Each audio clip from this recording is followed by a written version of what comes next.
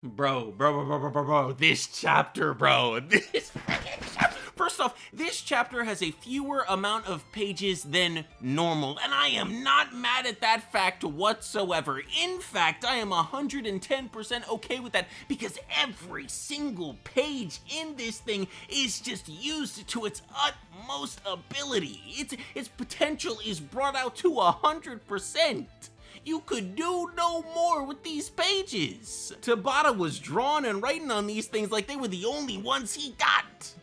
Because they were, for this week at least. And the chapter's on break next week. But man, golly, the effectiveness of these pages is just on another level. You can't call it anything but peak. To call it anything other than that would just be pure disrespect. And that will not be tolerated with this chapter. Okay? This is just one of those chapters that you just gotta love, you gotta respect, and you just gotta sing the praises of it. Especially when you factor in that it has a fewer amount of pages than normal, and it is still so great. Because there are times when, and you know, it's not just Tabata, but there can be times when a manga artist or a mangaka drops a chapter with fewer pages, and you just leave the chapter feeling like there could have been so much more done. Obviously, because, you know, there's fewer pages than normal. So you gotta sing the praises of the creator when they're able to accomplish what needs to get done within a lower amount of space to work within. But anyways, with the acknowledgement of the accomplishment out of the way, let's actually dive into this chapter and talk about the magnificent work that Tabata brought to life within, you know, these pages. I feel like I've said those two words in combination way too many times already, but it is what it is, so let's go. So this chapter opens up with Zora and Nero's combination spell that we saw in the previous chapter, which I didn't cover, by the way. My apologies, but you know.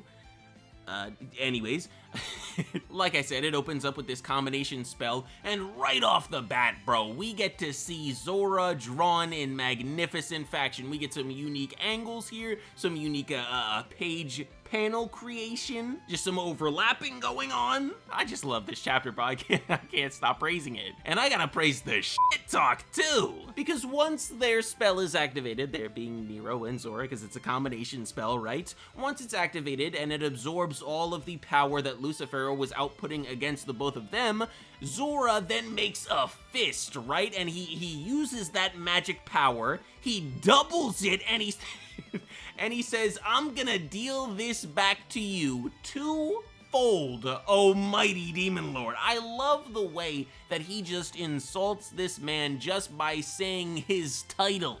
Because you know he's saying it in such a sarcastic way. You know he is, bro. It's Zora, and I love it. And you know what? After he says that, the fists clash. We get an awesome looking panel of said clash of said fists. And then the preceding panel shows a few ripples of energy or pain or something like that going across Zora's body.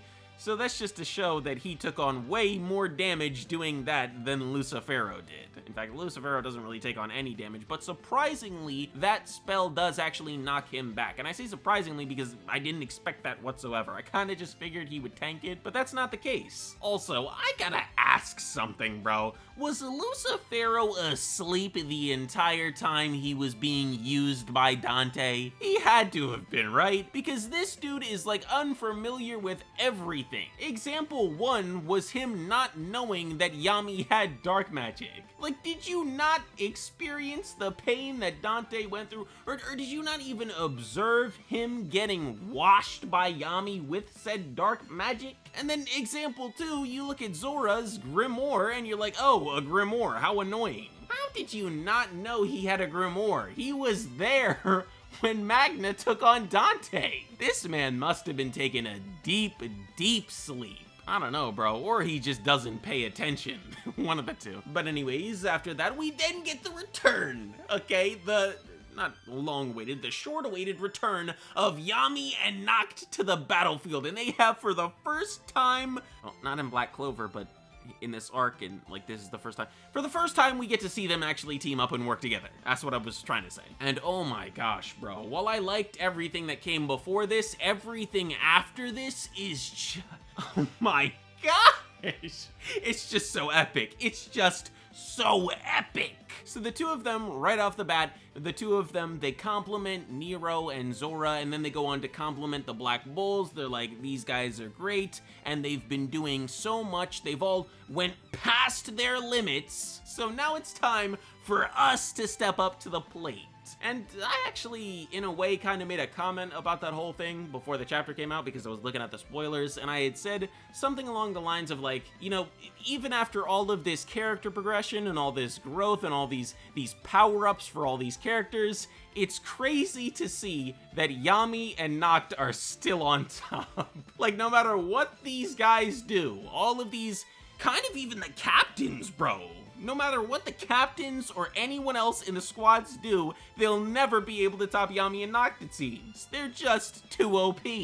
Or just too strong. They're not overpowered. Well, maybe not separately, bro, but together, whoa! But we'll get to that in just a short minute, because before they go all in on Lucifero, we get a little bit of dialogue beforehand, right? We get Yami talking about the insane magic power that is swelling up within him because he's probably either devil-possessed, half demon and half human, or a wag, right? Because in the previous chapter, we got a comment from Gray about how Yami's body on the inside was changing or whatever, and it resembles that of Libe, or just like a devil or whatever. So yeah, he's one of those three things, which is really cool, and I hope that's actually expanded on in the future, and it's not just like a kind of a throwaway thing. But we then get to see Nacht talking to his devils, and then we get the Mana Zone, right? The Mana Zone full release Dark Magic X Shadow Magic Children's Playground.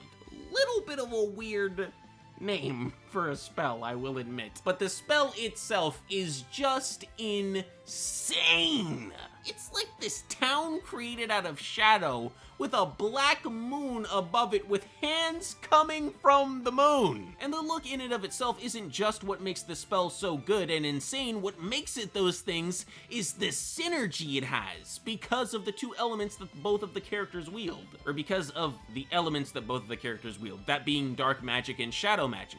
They work in sync so well because while Nacht is using the shadow magic and he's attacking, it's creating darkness, and that darkness can be used by Yami. So it's just one constantly powering up the other, to the point where he can actually damage Lucifero. No anti-magic required. And just to put a little bit of disrespect on the hurt, somehow the attack that Yami unleashes upon Lucifero, you know, it leaves like a little bit of a Clover scar. I don't know how the hell you do that with a katana and a slash that doesn't take any shape other than a slash, but you know, it happened. It's just for dramatic effect, I guess. But anyways, Lucifero looks upon the damage that was dealt to him, and he stares at it for a little bit.